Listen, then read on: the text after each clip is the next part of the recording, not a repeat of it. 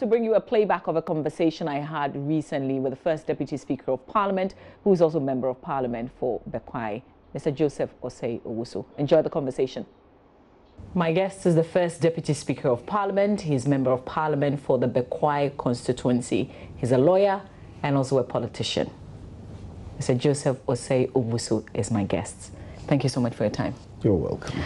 I think it's a proper time now, now that Parliament is on recess, to do an assessment of the second meeting of the second session of the Fourth Republic. So first of all, let's go back to your constituency. I want to first of all ask about the state of the Bekwai Government Hospital. Well, there's an existing government hospital. When I was born, it was there. There have been a few improvements, but way back in 1973, the government decided that a new one was appropriate. A contractor was appointed, did some structure, and the project was abandoned. Indeed, it was programmed as an adjunct training center of Konfanochi Teaching Hospital. So around the same time that Konfanochi was converted to a teaching hospital, the hospital was approved, and so housemen and so on were supposed to be part. It's been over 40 years now. We're still battling to finish it. But a new one, as you know, is about 70% complete. When the loan for building that one expired, it has taken us another 6 years to get a new loan, since 2012. It's fortunately for us, Cabinet approved, Parliament has approved for the Ministry of Finance to put the final signature on it, and the contractor will return to site. So I'm confident that the contractor will return to site. Is this the new one, or this is the old abandoned one? Oh, no, it was a totally new program. There were additions, and even the site, it was moved away from the old one. So the old structure is standing there. The new one was put together totally. Yes. So it's almost done. The main buildings are standing by. The ground floor and the equipment is what we're going to work on now. Okay. I decided to, go there first because it's something that you've been talking about in the past. Yes. And then I realized that you also built a police station for the constituency. Yes, the divisional headquarters. This original police station, when I saw their document, I was amazed. The land, the original land for the police station, the market post office, was acquired in 1730 something. Wow. Bekwai was one of the very first colonial settlements. So a lot of the land for public facilities were acquired years back. But the police station that was built over 100 years ago was not added to. And then in 2004-2005, yes, the Assembly built a new district headquarters. Then in 2008, Bekwai was elevated to a divisional headquarters, which covers the Amansia West district, Amansia Central, Bekwai Municipality, Bosomefreho, and Fomina. All their headquarters is Bekwai. But we did not build a new one. We used an old structure. We used to call that Agreement. It was a white bookseller, his building, and the place was an eyesore. Fortunately for me, there was a divisional officer who was really proactive. He approached me that, look, I want to move out of this place. I want to start a new one. And he said, he wanted to build a 3-room thing. I said, I like your proactivity, but, let's do the appropriate thing. Go to your headquarters and take the properly designed division headquarters structure. We'll do it. So that's how we got. So that came from your MP's common fund? Mostly from what we have now called SIP, but HEPIC fund, mostly supported with common fund. An individual who doesn't often want to be mentioned in particular supported us with $1,000 at a time. But largely it's my MP's share of the common fund, my health fund. My own contribution, my personal contribution is minimal, but I also made quite substantial contribution. And the young men and women, artisans, they charge much less than they would charge any other person for the work they did. So, yes. So what's more to do before 2020? That's the hospital to be completed. There are about 5 kilometers of asphalted road to be done in town. There's a road to be constructed. The first road from Bekwai to Kumasi passed through 4 major towns. The chiefs and people were seriously CPP, but the community were UP. Okay. And so the road was redesigned and it was passed behind all the major towns. Since then, no major work has been done on the road, and the road is practically filled. It's about a 9-kilometer length. Kokobin has 4 polling stations. Semfi has 3 polling stations. Domnasi has 4. In fact, if we do a review to get more, Ajemesu, it's about 9-kilometer length. That has been captured to be done. I'm looking forward to that one. And the road linking Koneya Kokoto work is ongoing now. Those are major things that will open up the constituency. But these are also infrastructural. Yes. Are you lobbying for those projects to be done, or you're hoping that you can raise the funds and... No, I can't. I can't even do 1 kilometer from it. If I put all the assembly, not even mine, all that comes to me as MP, the 4-5% plus the assembly as well, we can't do 10 kilometers in 4 years. So you're using your influence as First Deputy Speaker? Of course. What else would I be? So fortunately, the minister and the president themselves are very keen on support. If you heard the president last week when he mentioned projects in Ashanti, he mentioned Kumasi and he mentioned Bekwai, because he is also keen. We vote about 85 to 90% NPP, and we deserve what the president has. Do you have to do any favors for the president when you sit in the chair as Speaker? I wonder if there are any favors for him. We make laws. So if there are favors, they are for the country. But as much as possible, we are guided by the Constitution. We are guided by the standing orders. If there are competition among the parties, and for me, that's one major thing I've learned. In Parliament, we speak our respective positions, but we often agree on the goal. Government needs this. The last debate we did was on the agreement to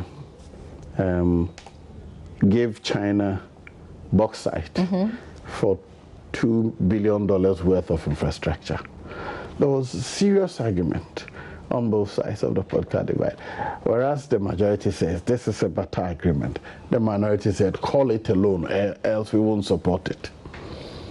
You know, but they listed the projects that time. Everybody wants the projects. The projects are in the constituencies of both members of the minority and the majority. So in the end, after the long debate, what they did was that they abstained because they want the project, even though you call it a butter, they would prefer you to call it a loan.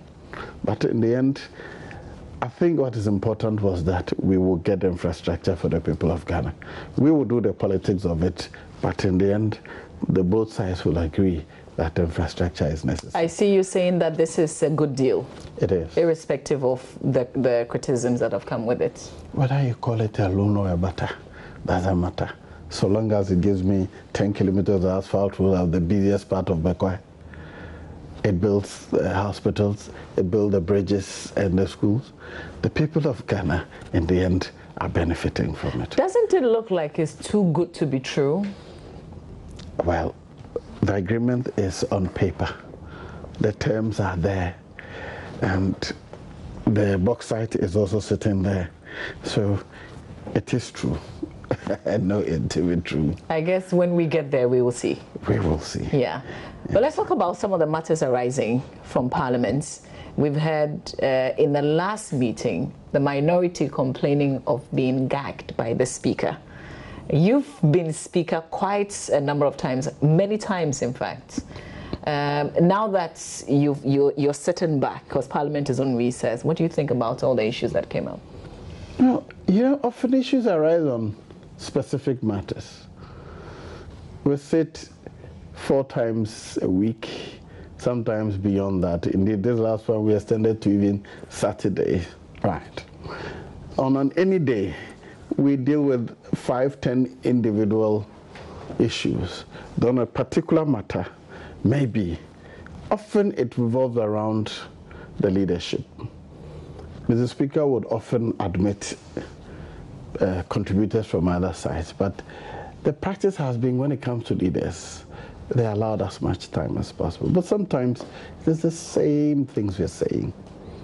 So looking at the circumstances, he takes a decision, and one side or the other raises issues. I mean, it's not new. When we were in the opposition, we also complained. But what is important for us is that whenever there are complaints, it gives us the opportunity to review what we have done as leadership. But that's what we call leadership meeting every day.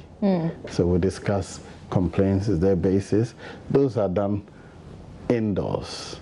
But we've still seen Haruna Idrisu, the minority leader, being frustrated a few times on the floor. In your view, or in his view? But well, that's what we see on TV. Unfortunately, that's what you present. The media. We see a minority leader who is so frustrated and is complaining and is not being given the opportunity to speak. That is only one side of the. If you probably went to speak to the other side on those matters and they gave the chronology, you think that it is a hyped frustration. But truly, the important thing is that those complaints have never been frustrated. You're permitted to complain. It's part of the process. But the next day, we'll move on to other matters as if nothing has happened. That should tell you that the complaint is all part of the process. Other matters arising from the last meeting, MP absenteeism. Indeed, we have a lot of MPs who are also part of the executive. Odikro, I'm sure you're familiar. I think in the last couple of weeks, we also had another group petitioning the Speaker. I'm not sure if that has reached the Speaker yet. But how does this hamper the work of Parliament? Well, sometimes if you look at the chamber alone, you may misappreciate the situation, because fortunately for us, since this building was completed, we have quite a number of conference and meeting rooms. So the Job 600. The Job 600. Whilst business is going on in the chamber, committee meetings are also going on. As you know already, Parliament does not deal with any issue, without first referring it to committees to discuss them in detail and report to the House. So most of the time, it is because members are not in the chamber. But if you look at the role, you find that the number of members coming to Parliament for parliamentary business is a lot, but not all of them in the chamber at the same time. Sometimes subcommittee members are out of the presence of Parliament doing some other equally important parliamentary business. However, it is true that we are not getting the full compliments of the House. Indeed, it is by our own, should I say, compromise that parliamentary business in the chamber has gone on smoothly. Because indeed, if members had insisted by our rules, sometimes we could not have started. Sometimes we ought to have adjourned proceedings because the number is lower than the number that is required. But because we understand that these committee members are here, that committee member, when the issue of a quorum is raised, as the rules say, you ask the bell to be rung so that members who are other committees in the areas. But what has made the situation worse, though, is offices. You know, I was here 7 years without an office. So when I got an office, it feels good to sit here and watch proceedings. You don't hear the bell? We do. If you ring the bell, you'll be disturbed. So you can monitor proceedings from your office? Exactly. So you're looking at the thing, then you hear something being said, you rush, you want to come and contribute quickly. You know, so Some go in and come out. And but isn't there a register that records who comes to Parliament, whether you are in a committee or you're in your office? Every member is required to register when you come in. So once you've registered, as you move around, there is no further register. But if the register is saying this few numbers came in today, then you can't justify that by saying that others would be in a committee meeting or will be in meetings elsewhere. But actually the register says otherwise. There are several members in. They are not a single that we have less than 150 or less than 200 in there. Except that, as I said, these people are here, that people are there, and a few are in their offices rather than coming to. Could some people also just come in and sign and go away? It's possible. At this stage, it is you're a complete alert. Nobody manages except your whips. When your whips need you, they'll send you messages. It's urgent. Members should come to the chamber. So wherever you are. So the whips also sometimes know where members are. When members are moving to this committee, they know that this committee is sitting here. So they will call the chairman, please stop proceedings. We need members in the chambers and so on. So the whips know where their members are. Also. Please educate us. How often should a member be absent before they are suspended or something? Like, I think your standing orders say something. That is what one of the petitioners wanted to trigger. Yes, the Constitution says that if you are absent for a certain number of listen, we shouldn't be teaching people, you know. If you're absent for, I think, 15 days in a session, a session is the whole year. If you put all together, and in a particular year you're being absent for more than 15 days, 15 sitting days, then you are eligible to be put before the Privileges Committee to explain why. And indeed, if you're absent without leave on any sitting day, the applications here asking for permission to be absent because it's undertaking this personal or critical issue or is engaged in this official assignment in or out of the country and cannot be in the chamber either. So beyond that, so you still have to appear before the Privileges Committee? Yes, because you have to justify why you should be not be punished for being absent. Yeah. So let's stay with the Privileges Committee because you also chair that committee. Do you get conflicted personally when you sit as Speaker and you refer matters to your own Privileges Committee? When I'm presiding as a Speaker, I am Speaker. I make references to all committees, including my committees. When the President nominates persons and I'm the one presiding, I refer them to the Appointments Committee. It's my committee. If a matter of contempt arises and it is put before me, listen and I'm satisfied, that's a basis for the Privileges Committee to investigate that, I will refer to the Privileges Committee.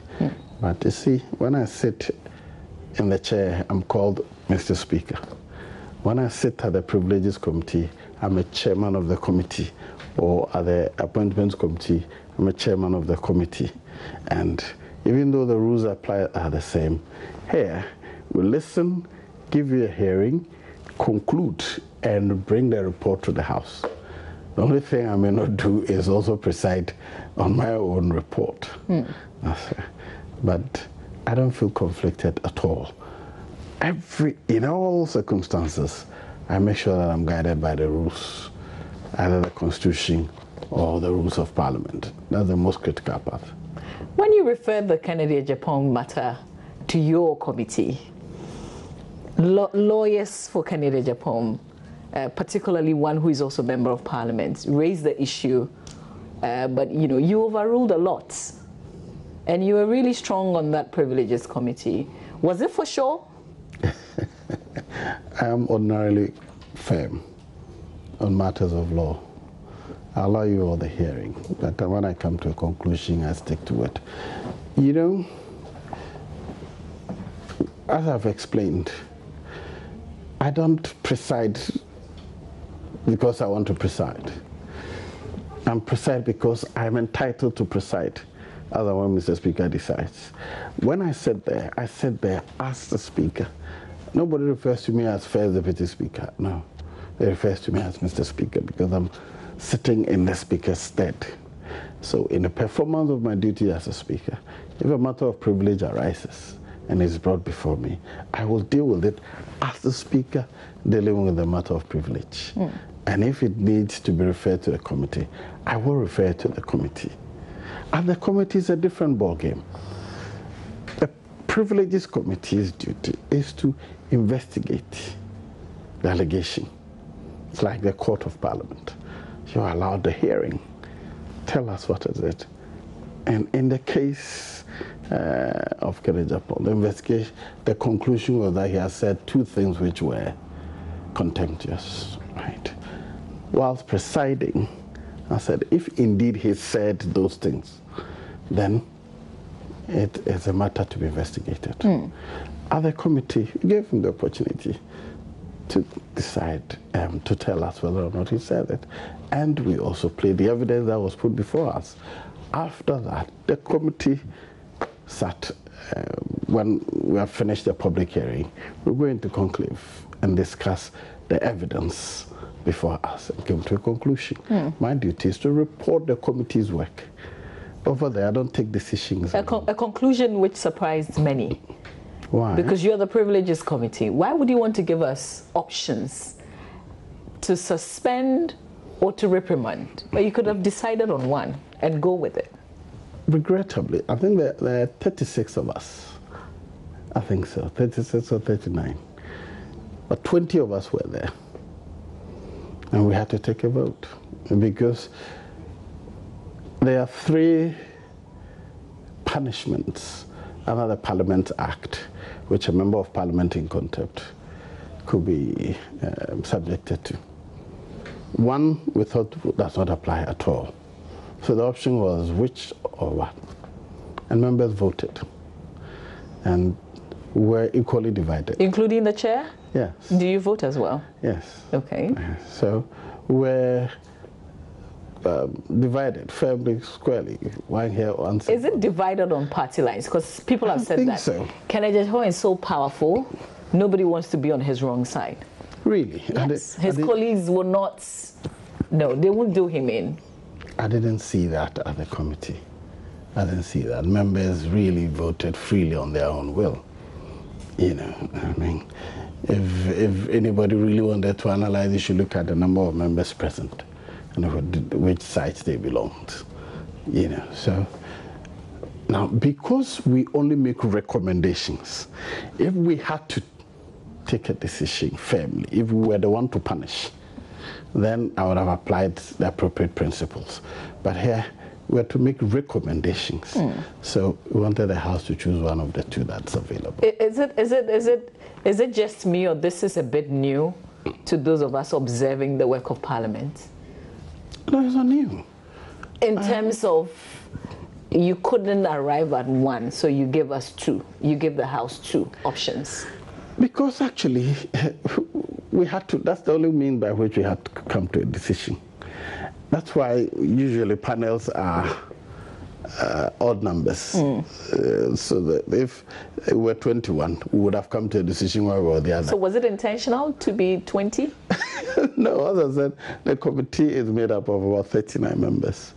As at the time we started, we were more than 20. By the time we came to taking a decision, there were only 20 of us. Each one wrote his decision quietly.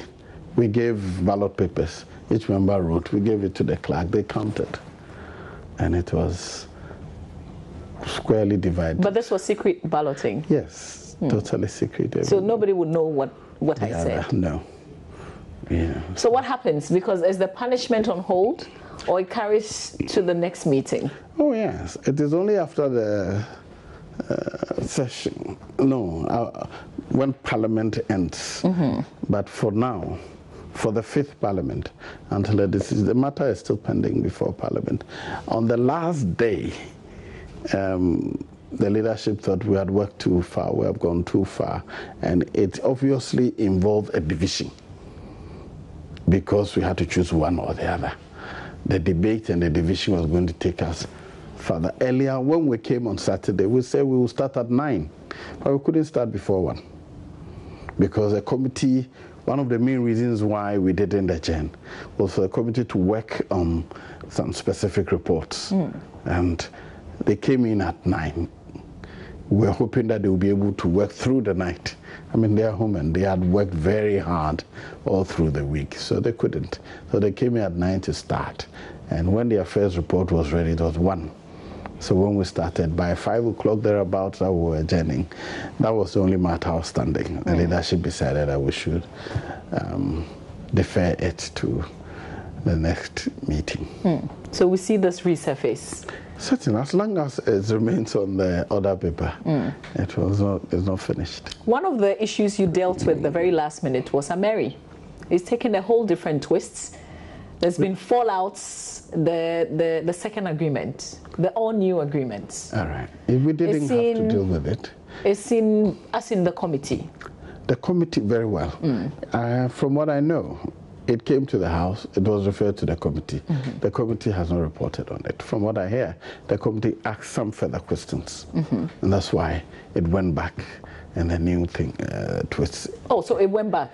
Yes, the committee said we want this information.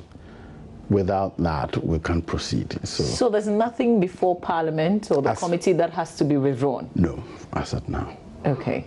But what do you think about, because we've seen the energy minister fired because of this new agreement? Well, you are proposing that it is because of that. From what I heard, the president didn't assign a reason. Isn't it obvious? I saw somebody purported to be close to the president, assumed to be close to the president, saying the president was misled. But the president never said that. Boakye Jacob, before he even when he was nominated through the vetting, there were a lot of things that came out from the bribery allegation. It sent us with the setup of another committee to investigate and things like that.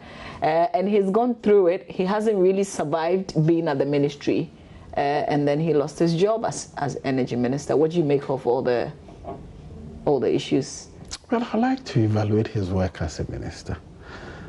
I think he had performed creditably up to the time this matter about Ameri came up. I did not hear him on the matter. He did not make any statement on the matter. So it's difficult to put a judgment on what his actions or inactions were in respect of the evaluation that other people made, you know. But otherwise, I would say that he has performed quite creditably. The stability in the power supply system, many agreements have been renegotiated to the advantage of Ghana. And this was one of them who was supposed to be renegotiated and redone to the advantage of Ghana. How it turned out to be a lot more than we had been told, I don't know yet. Was it fair that he was fired, considering all the work that he had done? As a minister, I was satisfied with his work. When he had to come and answer questions, if he did come, he said that he gave very eloquent answers and reasonable answers. He was one of the last persons I ever dreamt that he would be fired. That's why I'm saying, in these matters, because you are appointed first as assistant to the president. Every minister, your job as the president asking you to do this or that for me. So it is only the president who can determine whether he's satisfied or not. But I, sitting outside, I was satisfied with the work he was doing until this matter came up. The only reason I'm not able to place a judgment is I haven't heard him in person. Right. I've heard other people, but when it comes to matters of policy and outturns, there are alternative opinions, and they are always welcome. Yeah. But this one, what I heard other people argue was that indeed this was worse than what he was proposing. Unfortunately, I haven't heard him. You sure would remember his last appearance in Parliament. Yeah, because that's when the Ebrim constituency, the names that some of us have not heard before came up. And he boldly repeated and wasn't surprised that those places didn't have electricity. Yes. Yeah. Will you miss him? In politics, anything. He gave quite a show to Parliament. He did. I received the questions here. Those are a bunch of questions members have asked. And you recall that the majority leader had wanted to stop the names being mentioned, and I ruled that as long as they are the names of communities, they should, because the MP would be indicted if he does not mention them. And fortunately, the chief came to thank me. I said, Mr. Speaker, so this is the chief of which of the places exactly? I think all of them are under him. I was hoping you'd say one. Oh, which one do you want to hear? Which one do you want to hear? I'm a vandal, I'm capable of everything. If you see the video, I was actually communicating with another vandal, but I was captured as being so excited. But the truth of the matter is that the chief is, for all four of them, you know, Shrai Mobile,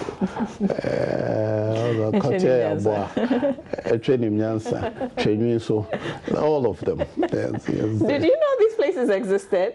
I had seen a video of a lady mentioning them, but I thought it was just a joke until I saw the question. I called the MP, are these truly communities in your constituency? And he said, yes. Ooh, okay. And then we should expedite action on them. You made it to the BBC, by the way. They did a story on the places that were mentioned. Yes. Yeah. And I saw the MP said they want, the communities want to make him chief of development and because of them now the TV cameras are there. True. They go and interview them. It may have taken 100 years to get there, but now they are being sped up. True. Hopefully we'll hear a lot more of such names in the coming meeting. I don't know. Well, members are excited. Members have asked him to ask questions related to their school buildings and so on. So the other ministers will come and answer questions. One of the things that we're hoping Parliament could help us also resolve, if you can, is the issues with the banking sector, what has come up recently with the collapse of now 7 banks. We've had a finance committee wanting to meet the Bank of Ghana and I think the finance ministry, but in camera. I'm sure you've heard the reaction coming from citizens. Well, of course, citizens are entitled to their reaction, but I fully support the finance committee. I think that they should take a lot more time, try to understand what has happened, and look at the bigger picture, look into the future. Whatever we do now, there will be repercussions in the future. So we should not be carried away by the sentiments of today. We should be looking in 10, 15 years' time, what do we expect? So whatever we do now, but it is important that Ghanaians must know. What I'm worried about is the misuse of the media. The media is extremely powerful, but sometimes we don't look beyond what we can get today. We don't look too long into the future. And so I want them to sit in camera. In camera. Yes. And the people are interested. Why not? And some people have said if there are regular updates for everybody to know what is happening, then the speculations will be less. The committee can always give information out. This is not about any specific persons or political office holders, but the business of the country. The banking finance sector of the country is so critical that we should be very careful what we expose to the rest of the world, not just Ghanaians here, the competitors we have. And remember, these are practically the Ghanaian-owned banks. Unibank was one of the biggest. one of the biggest Ghanaian-owned banks, and it's so disappointing what it has turned out to be. But we should be careful. We should learn for the future. We should not just be doing the fanfare part of it, So, yes, I support them. Parliament will give them all the resources that is necessary for them to be able to find out from the regulators' end, from the operators' end, and from the culture of Ghanaians, which is being carried over into banking. Generally, people don't like to pay their debts, but in the past, the banks were firm. They'll chase you for the money. But who are the people who got the license to operate the banks? We need to know them. What were their backgrounds in the past? So we need to document these for guidance in the future. Okay, so Parliament's findings, how would it help resolve the entire issue?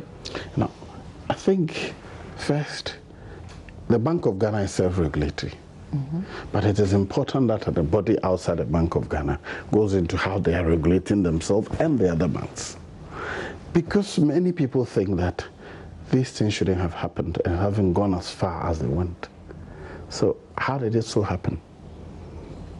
We need to know what is failing in the Bank of Ghana itself. And then how did the banks get that so much space to do what they want when there's a banking supervision department? I mean, what are the auditors are reporting on those banks? Were they reporting and we Ghanaians were not taking them seriously, or we're not reading them? I have a newspaper which I'm angry with because I'm exposed badly to one of the banks. A friend warned me, but I was reading the newspaper. And the people was giving the assurances that, oh, this bank is cool, this bank is cool. So I was disregarding my friends who were in the industry. Now I'm badly exposed, So what role are those people playing? Yeah. Today I've seen that they have published that another bank has met this. They published that about one of the banks that had collapsed 6-8 months ago. Within 3 months after that, the bank collapsed. So that's why I'm saying the power of the press. We put our faith in those who say financial experts, and they tend to be themselves not reliable. So it's not just those in the banking sector. Anybody who has something to do with the finance sector, we have to look at them and what role they have played. But speaking as a lawyer now, what actions can you take when you say that you've been badly exposed and you heavily relied on some reports? Of course. The newspaper is opinion. I don't know if I wanted to sue them. I probably should be able to sue them. But I know, being a politician, I've learned to cut my losses and look forward. But generally, I think that we should discuss those newspapers. We should discuss the kinds of reports they make.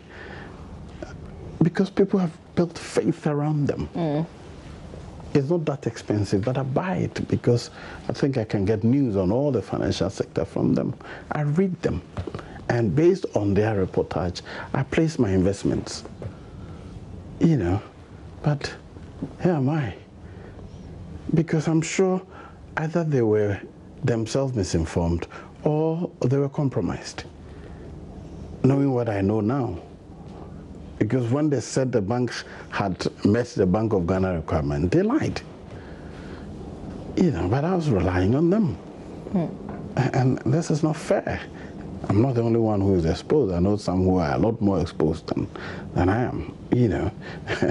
I'm a public servant. But they say deposits are safe, essentially. Deposits are deposits. Investments are a different matter. You pile it up small, then you keep it somewhere. It's something you're hoping to retire on quietly. It takes time to pile them up and put them somewhere. Deposits are generally your everyday usage. Otherwise, as soon as you can accumulate a small amount that you think you would need for the next 1 year, you put them somewhere and hope that you earn some little interest on it. Rely on these reportages and things like that. It's not fair to us if people build faith around you and you let them down the way they did. You know? So I think we should look at the entire gamut of the finance sector. What Bank of Ghana reports, what are they? They are auditors. What are they reporting annually? And then the people who accept responsibility. I don't know. You see why, like you said, people think that some have argued that I was harsh in the Privileges Committee work. Once you take a job, you do it. That's my position. You can refuse it. I don't have what it takes to do this job. Nobody will fight you. But once you take it, be fiddle, be true to the law and the rules regarding it. You can't accept a responsibility and say that I was not taking part. No. Your responsibility is you're in a fiduciary relationship with the bank. Make sure that, unless there's a bad investment gone wrong, sometimes investment is like lotto. You can lose. That's a different matter. But when members of the bank and management are mismanaging people's funds, you must stand firm. You must write reports. Otherwise, you have no business going into the directorship. Yeah. Will we resolve this? We will. We should. Or we will talk and go round. We should. For me, they all come to matters of character. Character. There are very many competent people who are lacking in character. We respect them, we give them accolades, but give them a responsibility. And their focus is more on personal and family interest. That is lacking, and ethics is so important. We should hold firm and ensure that people are held to their responsibility. It's so important. Otherwise, all the public institutions will collapse. If everybody is looking to him or herself, there will be no space for public service. A little education. Parliament is on recess. How is the committee, the finance committee, sitting? When Parliament is on recess, its committees work.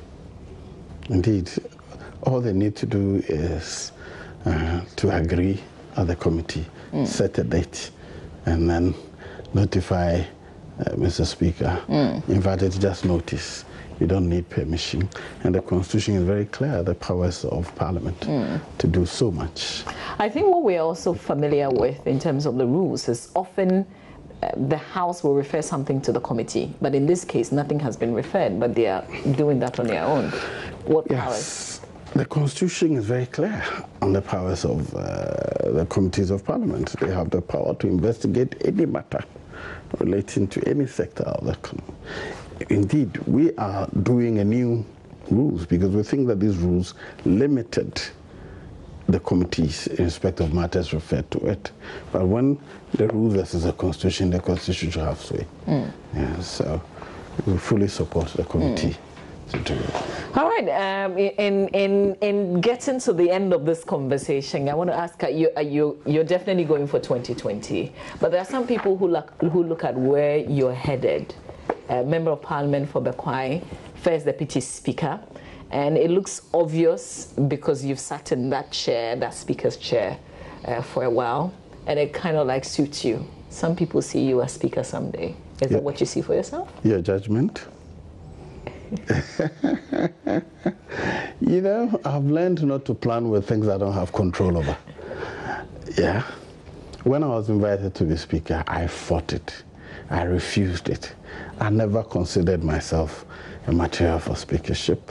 Since I started doing the job, I thought, oh, but this is just like being a judge. You've come to love it. I've come to like it. I'm enjoying it. And I think I must say, by and large, my colleagues have given me so much cooperation and respect. It makes me enjoy doing the work. But the future, I've learned to take one day at a time.